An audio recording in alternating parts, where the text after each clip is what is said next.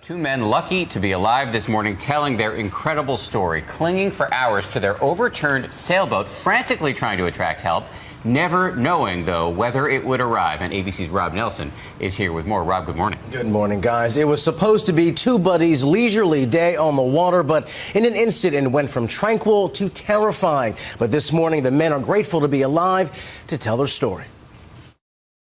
Two New Hampshire men are waking up this morning back on dry land and lucky to be alive. They were very cold. They were very thankful that we found them and that we took them in. George Reynolds and Fred Schaefer were enjoying some leisure time in George's 25-foot catamaran in Salem Sound outside of Boston on Friday when somehow the boat capsized. What then unfolded was a brutal lesson in survival and safety. The men had no distress equipment or even communication devices, and their one life jacket floated away. We knew it would be a long night, and we knew our best chance was to stay with the boat and that, not to panic.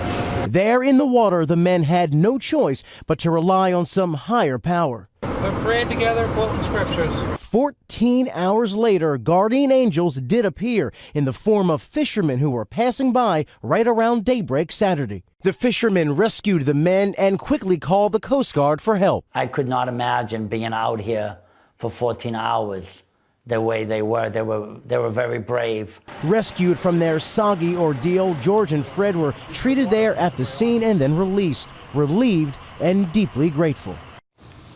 The Coast Guard eventually took the two men back to land. Guys, officials say this story is a reminder to everyone on the water to always wear your life jacket and, of course, to have emergency equipment on board. It's nice to have faith. A radio is equally as nice sometimes. Yes, absolutely. Yeah. Luck in this case was also instrumental. Absolutely. Thank you, Rob.